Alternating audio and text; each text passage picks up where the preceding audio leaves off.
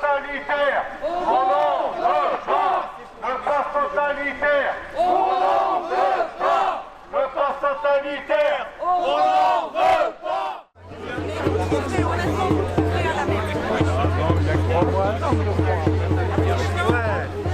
Toi t'as la cheminée.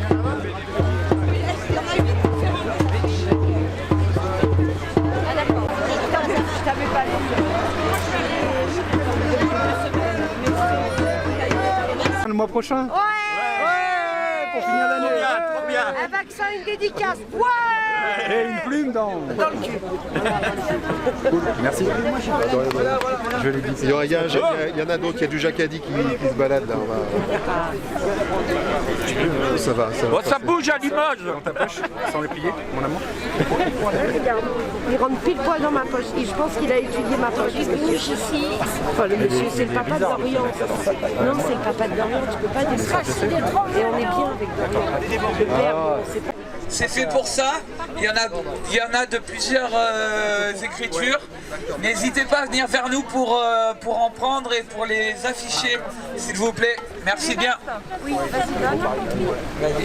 Alors pour ceux qui m'ont pas entendu tout à l'heure, tous les vendredis, enfin principalement vendredi prochain, on va essayer de se réunir au Casso. Tous les militants qui souhaitent se réunir au Casso pour pouvoir créer une réunion, pour pouvoir structurer un peu la lutte, pour pouvoir préparer les manifs, pour préparer des actions, parler de nos idées et les mettre en commun pour avancer, pour être concret. Et voilà. Pardon, en ce qui concerne les prospectus, ne prenez pas que les jaunes, il y en a beaucoup qui circulent et c'est important de pouvoir les distribuer, que ce soit en boîte aux lettres. Pour les prospectus jaunes, c'est ceux qui sont à coller. Après, il y a des prospectus blancs, c'est différent. C'est du tract. Les prospectus blancs, c'est du tract. L'obligation, entre autres, du pass sanitaire dans les bibliothèques pour l'accès libre aux bibliothèques. Et avec l'idée de faire une petite animation, un peu musique, les gens qui ont envie de lire des textes, de prendre la parole, une bibliothèque nomade, tout ça, plein d'initiatives. Donc c'est un rendez-vous important, mercredi 1er décembre, 16h devant la médiathèque de Limoges. Je sais qu'il y a des rendez-vous à Guéret aussi, dans d'autres villes, mais pour Limoges, c'est médiathèque à 16h. Donc c'est un poème, Ami, avec un E bien sûr, et Ami sans E. Ami, toi, mon frère, ma sœur, je ne viens pas le samedi pour t'embêter. Je viens le samedi pour te parler, pour t'inviter à reconsidérer la réalité, ta réalité, ma réalité. Éteins toutes les chaînes d'infos qui te répètent en boucle que nous avons la plus grande pandémie de toute l'humanité, qui en mars 2020 nous ont asséné consciemment des messages de peur, qui nous ont diffusé des images qui sont encore gravées dans nos cerveaux. Il fallait nous faire peur. Ouvre tes yeux et ton cœur, comme moi. Fais-toi confiance, retrouve ton bon sens, cesse d'avoir peur. Regarde la réalité. Ceux qui t'ont fait peur t'ont ensuite rassuré, en te promettant le vaccin qui allait te sauver. Ils te l'ont dit, ils te l'ont répété. Un mensonge, à force d'être répété, devient une vérité. La vérité, c'est que ces chaînes d'infos nous ont enchaînés. La vérité, c'est qu'elles sont, comme toi, comme moi, payées pour travailler. La vérité, c'est qu'elles nous ont caché une partie de la vérité. Pourquoi ne pas parler avec sérénité de l'immunité naturelle, innée, de l'immunité croisée? Pourquoi toujours répéter que seul le vaccin va nous sauver? Pourquoi ne pas avoir présenté les traitements efficaces, ceux que d'autres pays ont utilisés? Pourquoi? Pendant qu'ils se taisaient sur ces informations et en acceptant de nous faire la promotion de notre nouveau collier, le pass sanitaire, j'ai vu mon fils, ma sœur, mon frère, mon ami se taire, se soumettre et accepter l'inacceptable. Admettre que la liberté ne serait plus une valeur inaliénable. Et aujourd'hui, il t'affirme que la 5e vague est là. Il t'affirme que ton Premier ministre a été contaminé par sa fille de 11 ans. Il te répète que la 3e dose, le rappel, le booster va te sauver. Il te menace encore. Soumets-toi si tu veux garder ton pass, ton collier. Mon ami, souviens-toi de Gatti qui à 17 ans est venu à la première heure dans le maquis du Limousin. Souviens-toi de Desnos, ce cœur qui haïssait la guerre et qui se battait pour la liberté. Ce cœur qui est mort pour que vive la liberté. Sur mes cahiers d'écolier, j'écris ton nom. Face à mes élèves muselés, face à tes enfants qu'on a accusés, j'écris ton nom, liberté. Voilà, je vous remercie. Merci. Ouais. Liberté. Ouais, liberté. Totalitaire. Pass sanitaire. État totalitaire. Ok, alors moi c'était juste, je trouve ça très bien qu'on lise des citations ou des poèmes, etc. Mais je pense que nous tous ici, on est à peu près tous convaincus de la chose. Donc je pense que c'est encore mieux si on peut, quand on va proche des terrasses ou proche des lieux de rassemblement où des gens ne seraient pas convaincus, d'essayer de faire en sorte aussi de pouvoir les convaincre. Parce que nous ici, on n'a rien à prêcher, on prêche déjà des convaincus. Voilà. Mais je trouve ça très bien, les initiatives de tract et tout ça, je trouve que pour ça c'est bien. Voilà. Cool. Bonjour. Que serait l'épidémie sans les processeurs? Que serait l'épidémie sans l'informatique? Imaginez, vous êtes en 1919, vous êtes au cœur d'une épidémie, d'une pandémie, finalement une double épidémie, la plus violente. Les gens fatigués, mal nourris par 4 ans de guerre, reviennent chez eux quand ils peuvent.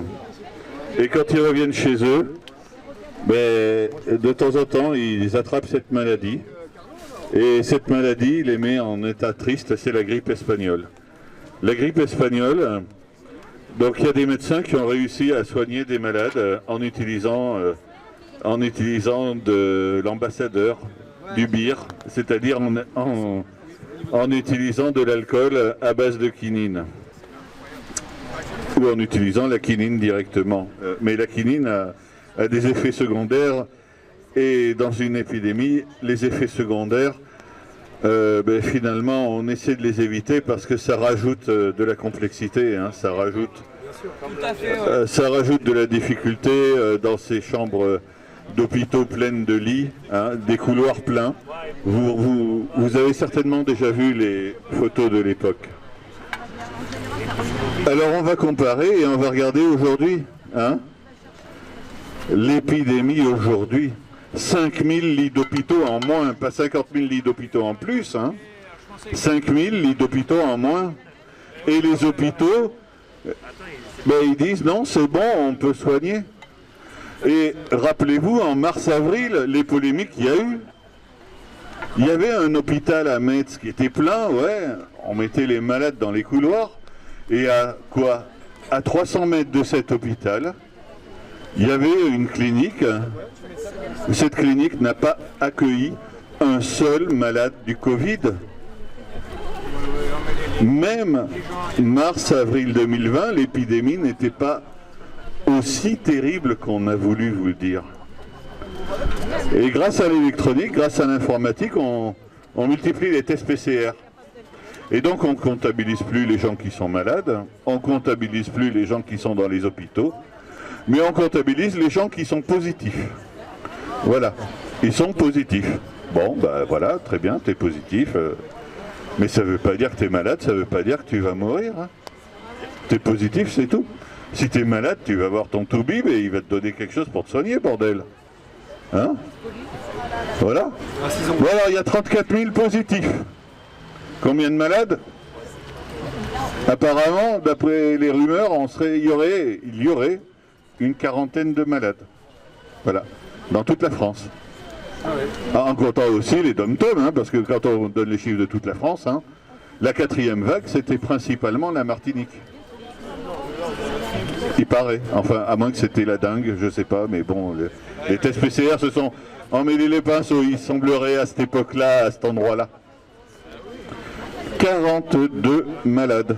Voilà, l'épidémie catastrophique qui nécessite finalement que les tests PCR soient plus valables que 24 heures, comme si ça changeait quoi que ce soit. Combien de temps met le virus pour coloniser le corps humain? En combien de temps on peut avoir une réponse s'il y a des symptômes? Et s'il n'y a pas de symptômes, à quoi ça sert? Merci. Merci. Excellent. J'aimerais vous parler d'une idée d'action que j'avais déjà essayé de parler, de communiquer avec vous. C'est-à-dire qu'on est d'accord, on est tous en train de crever la dalle à la fin du mois. Et aujourd'hui, on est dans une période d'hiver. Et il y a des gens qui sont dans la rue et qui crèvent la dalle. Alors je sais bien qu'il y a des maraudes et tout ça, mais je pensais ça serait cool qu'on crée une soupe populaire entre nous, quoi. on ramène des légumes, on la fait sur place et puis on la vend pas quoi, on la donne.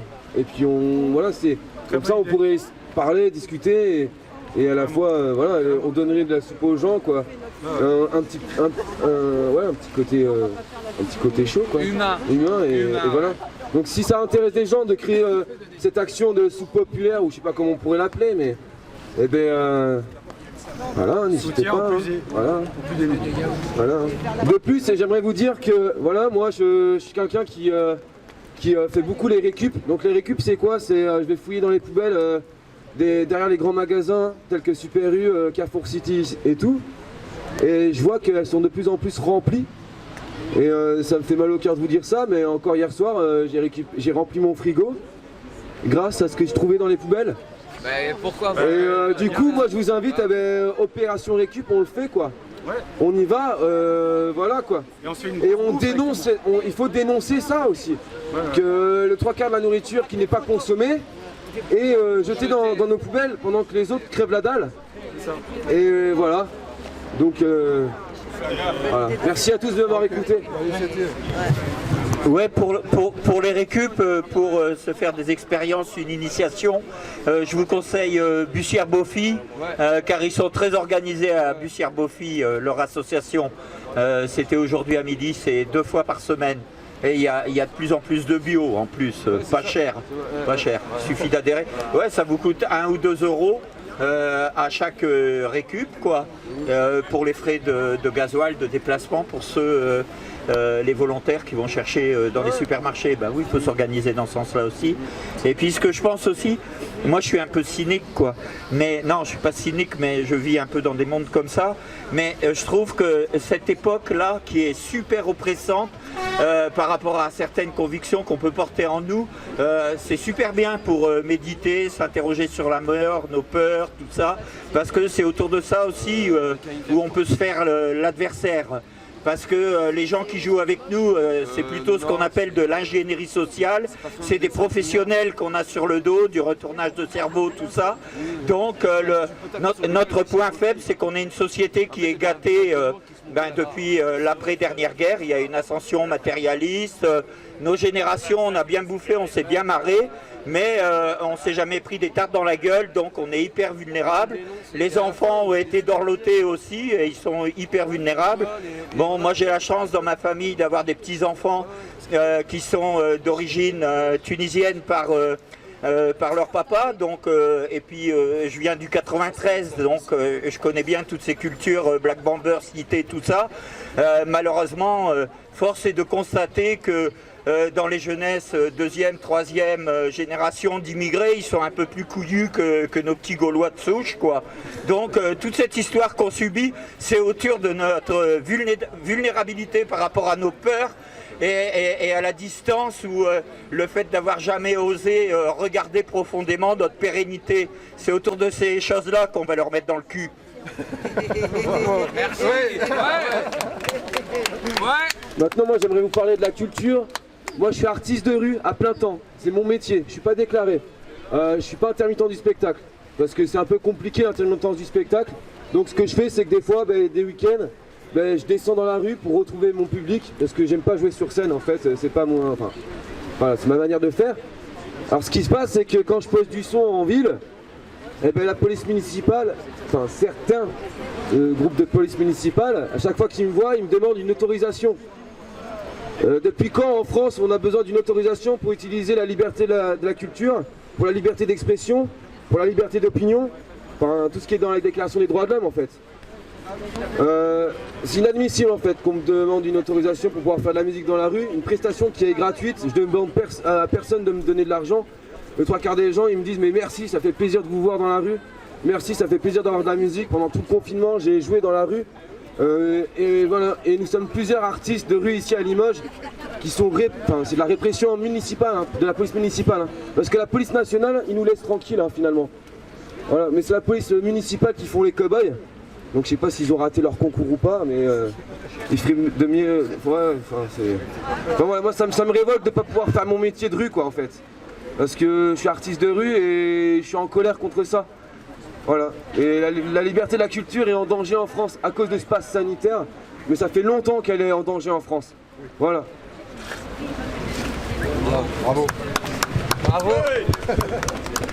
Moi, je voulais vous dire juste une toute petite chose. Quand le monsieur qui a parlé de la grippe espagnole, il faut savoir que la grippe espagnole a été introduite par des Américains qui avaient été vaccinés. Merci beaucoup. Merci beaucoup.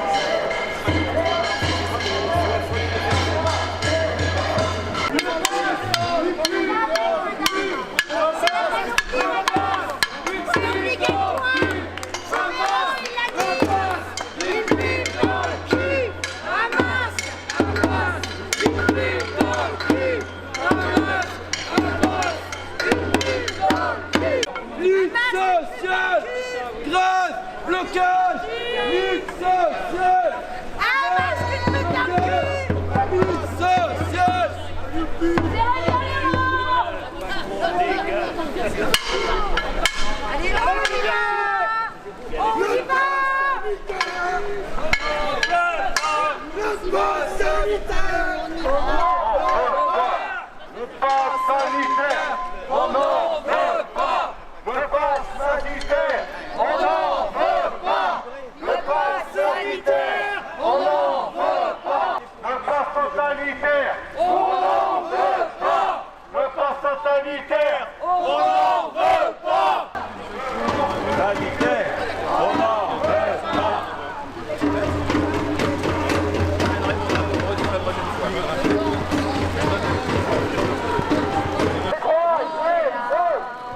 On est là.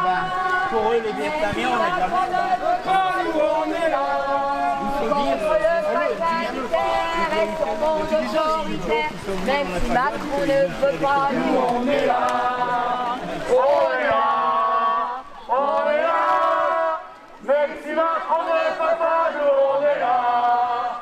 Contre le travailleur et son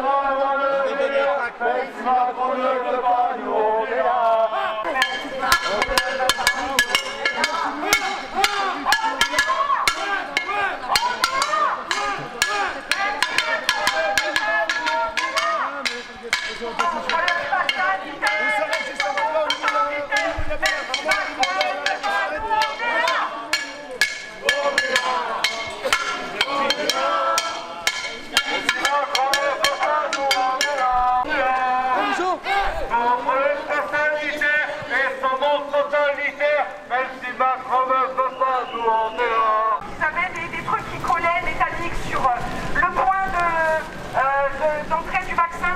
Et bien ça a été reconnu médicalement par des médecins, y compris en France. C'est étonnant, non, hein? Encore un truc de complotiste qui s'est avéré vrai. C'est pas de chance, hein. Et en plus, toute coïncidence avec la réalité est fortuite. C'est une injection pour un vaccin. C'est une injection pour un vaccin. Anticapitaliste et anticapitaliste et anticapitaliste et anticapitaliste et anticapitaliste et anticapitaliste et anticapitaliste et anticapitaliste et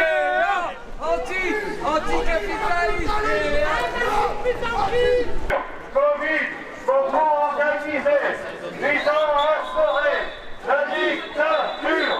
Covid, complot organisé, visant à instaurer la dictature. Le nouvel ordre mondial, on en veut pas. Le transhumanisme, on en veut pas.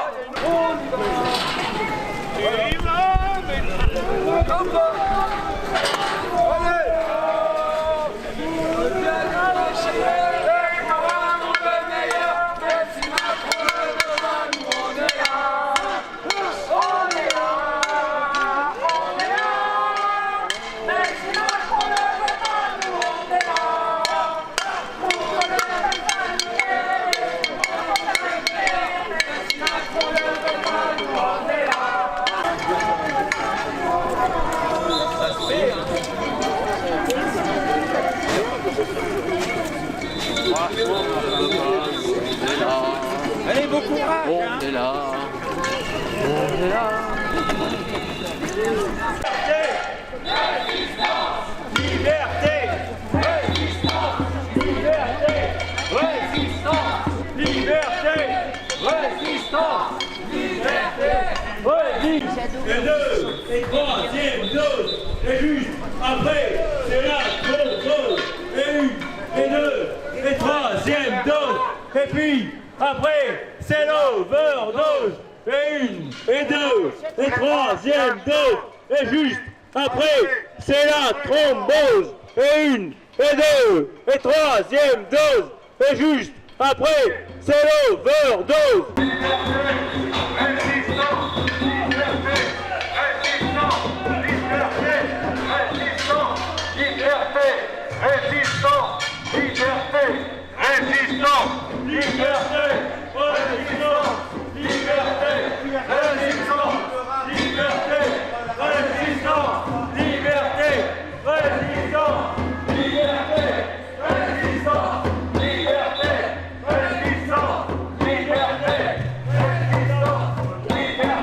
résistance, liberté, résistance, liberté, résistance, liberté.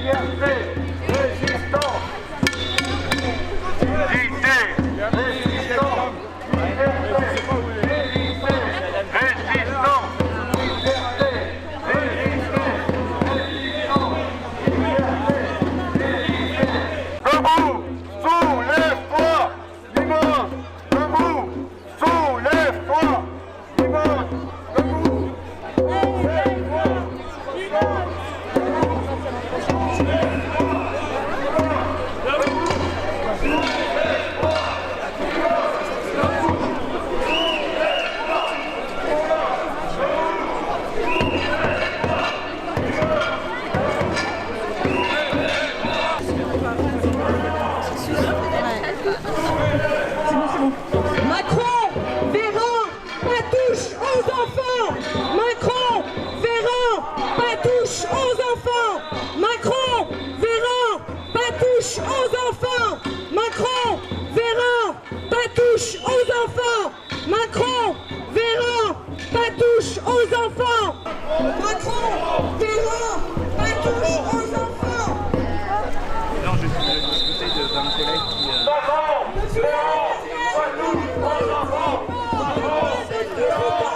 Du Covid. Et vous voulez laisser vos enfants se faire piquer avec cette saloperie.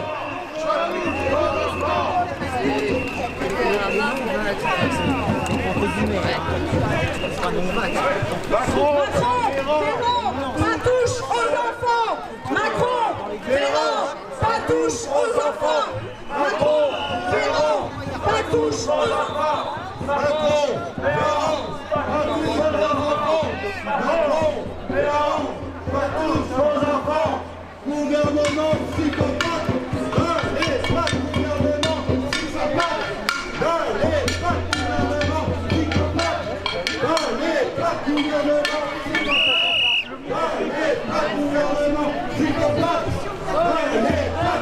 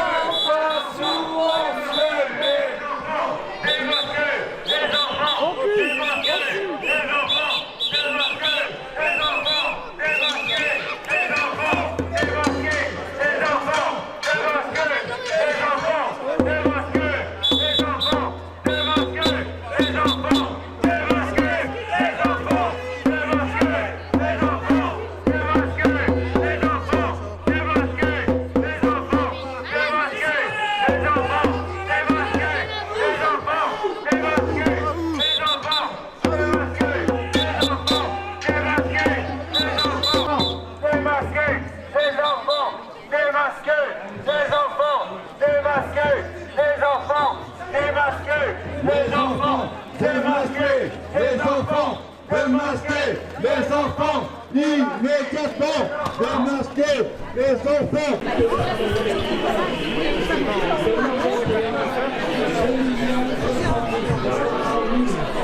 Donc ça, c'est sur le site de l'OMS.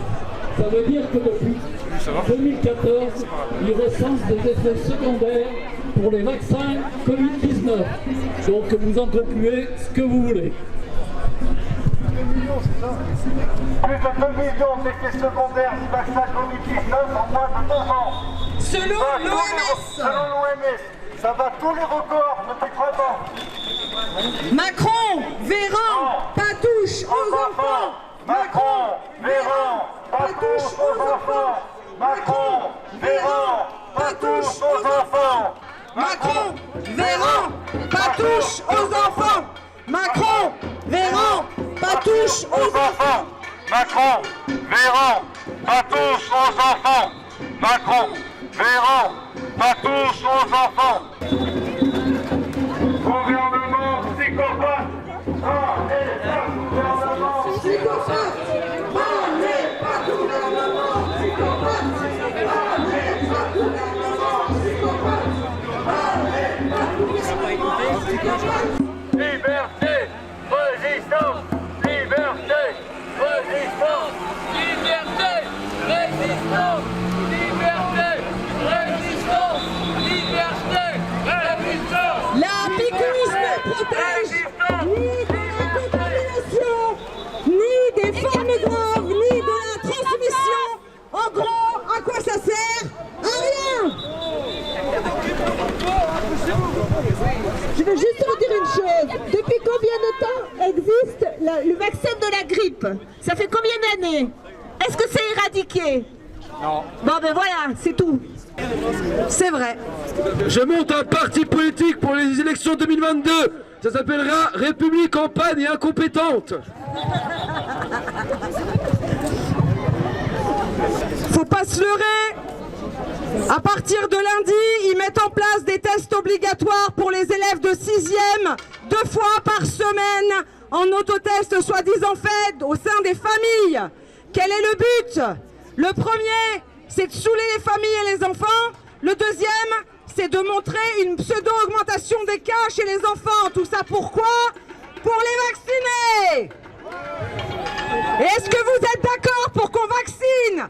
C'est même pas un vaccin, avec une injection expérimentale des mômes de 12 ans.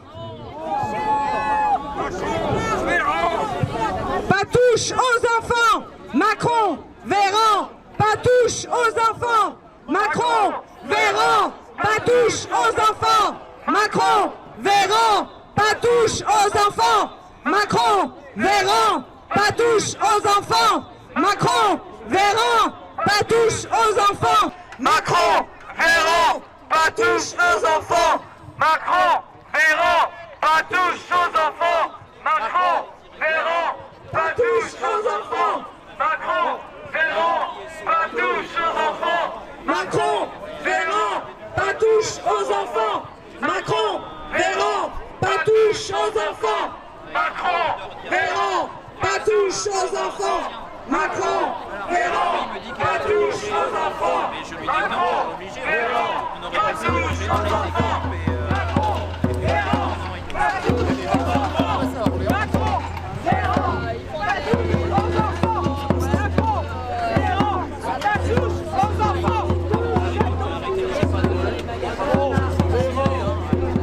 Les résultats des tests. Alors les profs, ils ont qu'à se bouger le cul. Blocage, manif, On emmerde Macron. On emmerde Macron. On emmerde Macron. On emmerde Macron. On emmerde Macron. On emmerde Macron. On emmerde Macron. On emmerde Macron. Grève, blocage, lutte sociale. Grève, blocage, lutte sociale. Grève, blocage, lutte sociale. Grève, blocage, lutte sociale.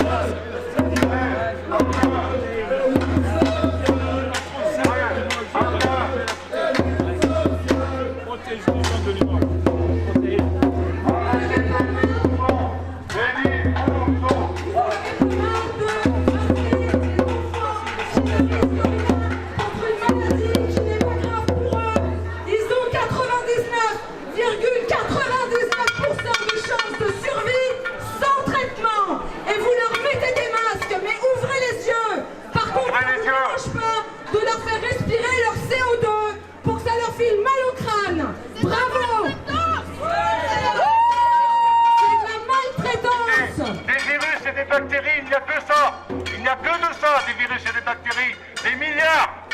Laissez-les faire l'immunité tout seul, ils ne risquent rien du tout. Laissez faire l'immunité naturelle.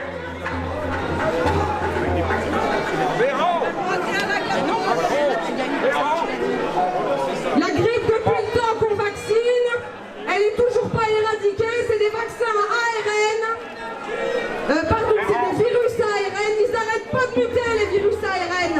Ils sont là, ils seront toujours là, ils ne vont pas disparaître. Ils sont dangereux. On avance. Véran, Macron, touche pas aux enfants.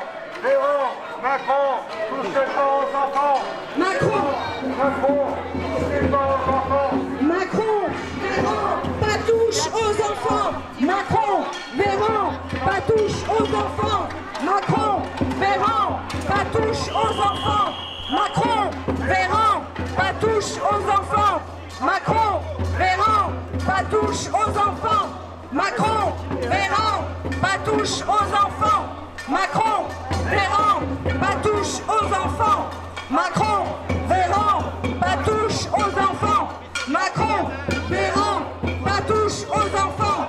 Macron, Véran, pas touche aux enfants. Macron, Véran, pas touche aux enfants. Macron, Véran, pas touche aux enfants. Macron, Véran, pas touche aux enfants. Macron, Véran, pas touche aux enfants. Macron, Véran, pas touche aux enfants. Véran, pas touche. touche aux enfants. Véran, pas touche aux enfants. Si on perd par Véran, il vous demande le masque.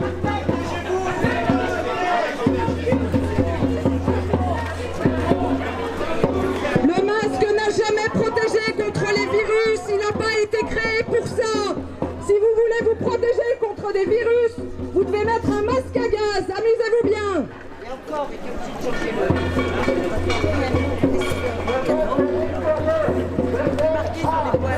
Le masque à l'extérieur ne sert à rien.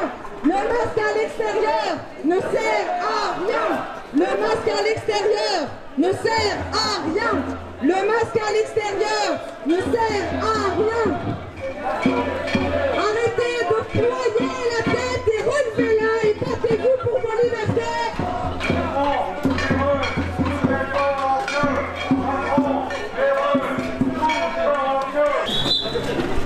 Le masque n'a jamais été créé pour empêcher de passer les virus. Il ne sert à rien en extérieur à part lutter contre l'air que vous respirez, ce qui est complètement stupide. Le masque en extérieur ne sert à rien. Le masque en extérieur ne sert à rien. Le masque en extérieur ne sert à rien. Le masque en extérieur ne sert à rien. Bon ça, Le masque en extérieur est une muselière. Le masque en extérieur est une muselière. Le masque en extérieur, c'est une muselière. Le masque en extérieur, c'est une muselière. Le masque en extérieur, c'est une muselière. Le masque en extérieur, c'est une muselière. Le masque en extérieur, c'est une muselière. En extérieur, ça sert à rien. Des semaines et des semaines qu'on est là tous les samedis. Il n'y a jamais eu de cluster dans une seule manif de France. Aucun cluster dans aucune manif.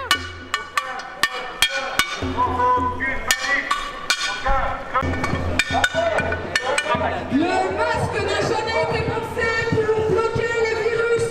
C'était écrit sur les boîtes avant le Covid. Et ça a curieusement disparu, mais ça ne change rien à ça. Donc quand vous mettez le masque en extérieur, vous essayez de vous protéger de l'air extérieur, ce qui est complètement stupide. Réveillez-vous.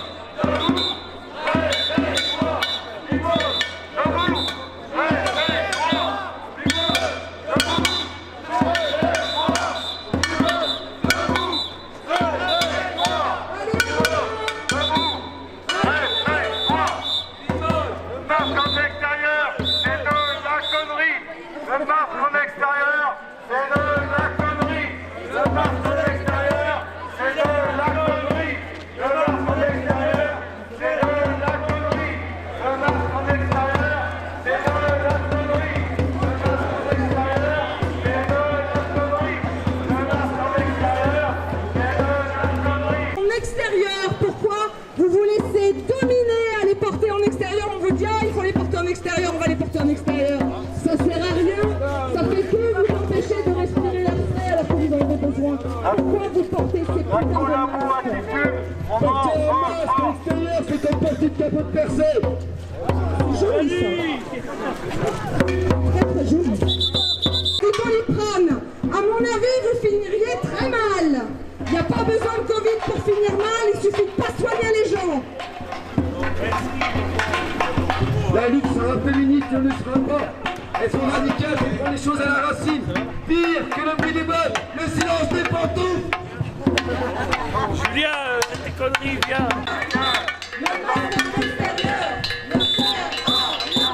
Le masque en extérieur ne sert à rien. Le masque en extérieur ne sert à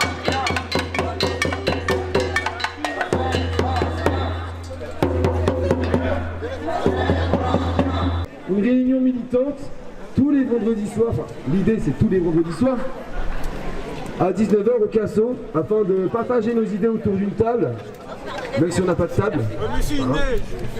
Afin de partager nos idées, à structurer la lutte, à créer des actions, de bien réfléchir pour qu'on soit crédible et qu'on organise bien aussi les manifs, afin de réaliser des vrais cortèges aussi, parce que des fois ça part un peu dans tous les sens, mais c'est ça qui est cool aussi.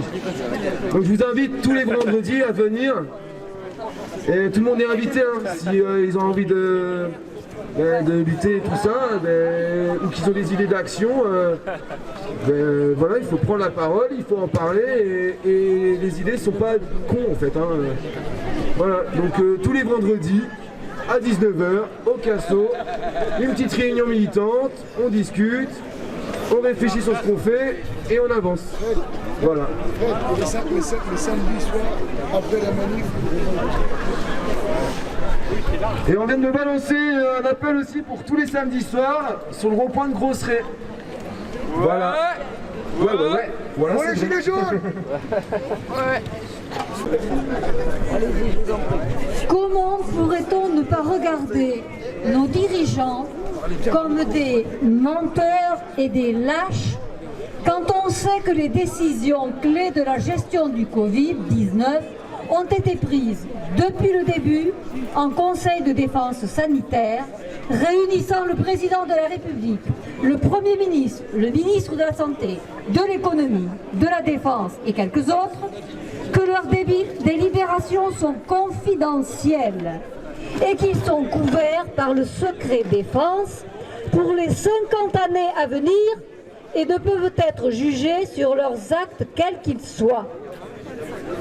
Comment pourrait-on croire que cette épidémie, pandémie ou simplement virus qui circule serait arrivé tout à fait par hasard quand l'archimilliardaire Bill Gates, qui finance tout, dont l'Organisation mondiale de la santé, avait prophétisé en mars 2021 que d'ici la fin de 2022,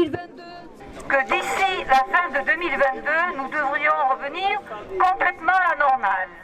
Alors là, il est très doué. Mais c'est qu'il avait aussi prédit qu'une pandémie 10 fois pire que celle que nous vivons actuellement pourrait survenir. Comment ce monsieur peut-il savoir ça si tout n'est pas préparé d'avance?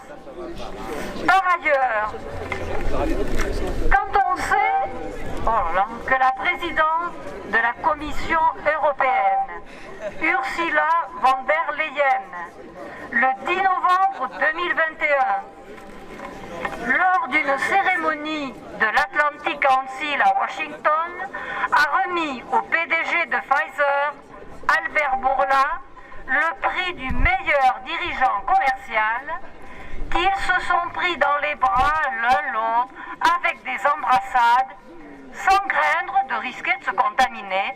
Donc, ils savent qu'ils ne risquent rien. Ursula von der Leyen s'est félicitée de la campagne de vaccination mondiale rendue possible par Pfizer, sachant qu'elle avait déjà signé en avril 2021 un nouveau contrat d'achat astronomique de 1,8 milliard de doses de vaccins anti-Covid auprès de Pfizer, avec des livraisons prévues jusqu'en 2023. En avril 2021 toujours, le New York Times rapportait qu'Ursula von der Leyen avait échangé des appels et des SMS avec M. Pfizer Albert Bourla lors des pourparlers sur l'achat de ces vaccins, mais que ces SMS ont miraculeusement disparu. Le secret est ainsi conservé. Et que le mari de Madame von der Leyen, Heiko von der Leyen, qui occupe la fonction de directeur commercial chez Orgenesis, entreprise de biotechnologie spécialisée dans les thérapies géniques que l'on retrouve dans les vaccins expérimentaux anti-Covid. Donc nous voyons bien que nous sommes excessivement manipulés. Merci. Donc on ne peut pas avoir confiance en les dirigeants, ni sur le plan national, ni sur le plan mondial. Bonjour, c'est Lenny Boy. Je prépare mon album bientôt. Soyez chaud pour l'attendre le 25 décembre. C'est le retour de Lenny à la maison. C'est bon. Être radical, c'est prendre les choses à la racine.